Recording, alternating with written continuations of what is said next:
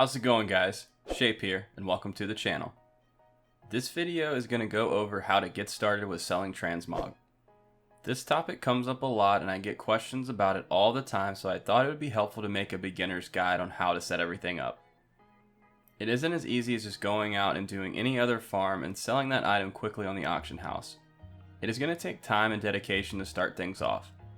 That is why Transmog selling isn't for everyone.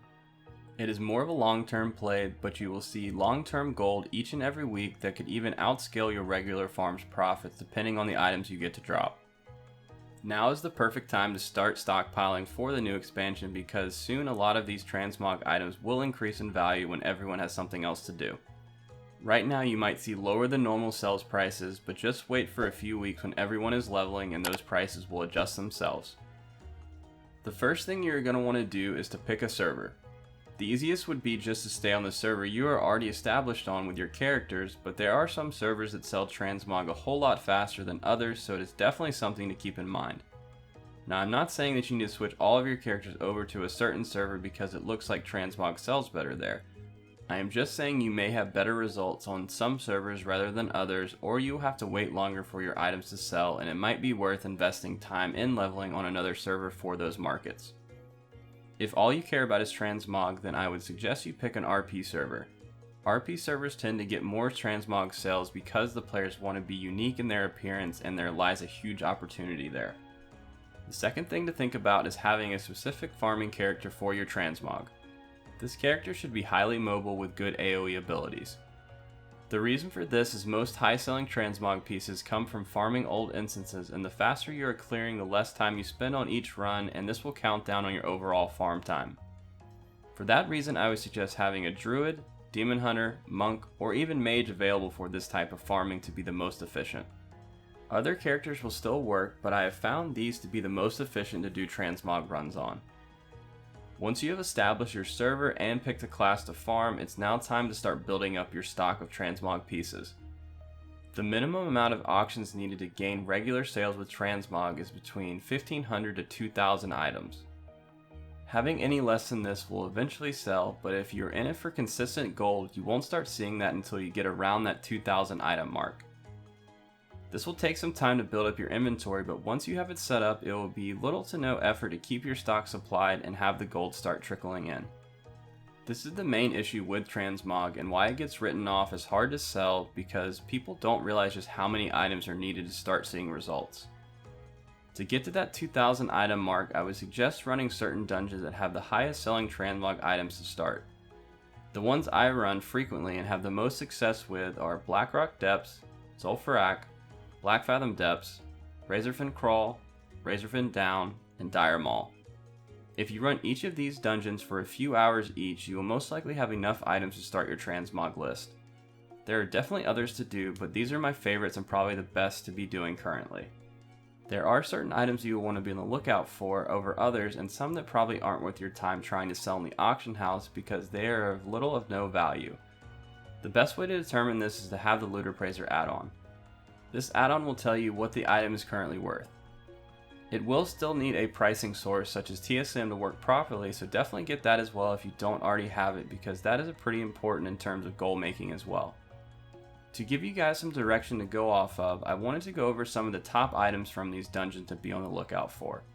For Blackrock Depths, the items to be on the lookout for are Battle Chaser's Greaves, Blisterbane's Wrap, Stone Shield Cloak, Funeral Pyre Vestment, Mar Alam's Grips, Searing Needle, Doomforged Straight Edge, Rib Splitter, the Judge's Gavel, and the Spire of the Stone Shaper. For Zul'Farrak, the items to be on the lookout for are Glorious Leg Plates, Black Metal Cape, Spell Shock Leggings, Rune Ring, Brain Lash, Gut Wrencher, Bloodletter Scalpel, the Minotaur, Eye Gouger, Witch Doctor's Cane, Flaming Incinerator, and the Troll Protector. For Blackfathom Deeps, be on the lookout for Axe of the Enforcer, Treebark's Jacket, Martyr's Chain, Doomspike, Avocator's Blade, Onyx Claymore, Grim Claw, Crested Scepter, Staff of the Friar, and Staff of the Blessed Seer. For Razorfen Crawl, be on the lookout for the Staff of the Shade, Mantle of Thieves, Wolfclaw's gloves, Avenger's armor, Pugless bracers, Plains ring, Vendetta, Sword of Decay, Slaghammer, and Pison's old greatsword. For Razorfin Downs, be on the lookout for Quillward's harness, Death's Head vestment, Thoughtcast boots, Corpse shroud, Briar treaders, Stormgale's fist, Quill shooter, Ebony bone club, Bone slasher, Manslayer, and Freezing shard. And last but not least, for Dire Maul, be on the lookout for Orphic bracers, Elementing raiment, Phasing boots, Stonebark gauntlets, Unbridled leggings, Edmund's talisman, and Wand of the Arcane Potency. Each of these dungeons are pretty easy to run, especially if you are on a max level character. Just go and aggro all of the mobs and kill them once you have them all rounded up. If for some reason they are stunning you or impairing your ability to move fast, then just kill as you go, but this might slow down your timing during your runs. You will want to do this 10 times on normal difficulties. If you run your 10 times in under an hour, which it should be, then you will have to wait until the hour is up to run more. After all of that is said and done, it is time to post your auctions.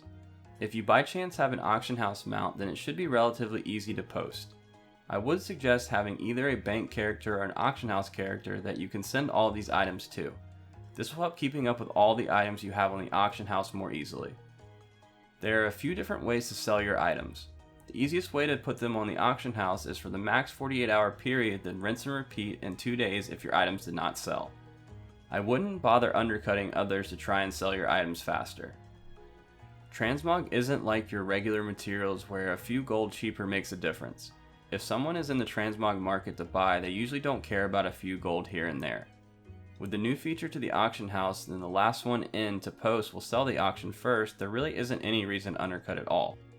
Players will still do this and cancel scan to try and sell items, and sometimes they will end up selling an item before you, but my philosophy behind transmog is I know it will take a while to sell anyway, so I don't really stay on top of cancel scanning.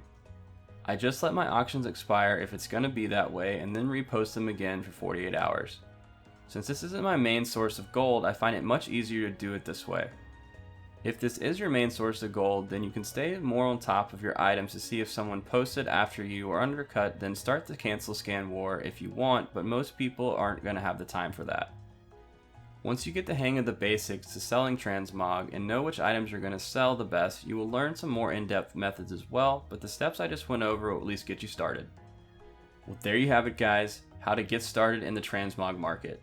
I hope you guys enjoyed, and don't forget to subscribe and drop a like if you enjoyed the video to show some love for the channel, and I will catch you guys next time.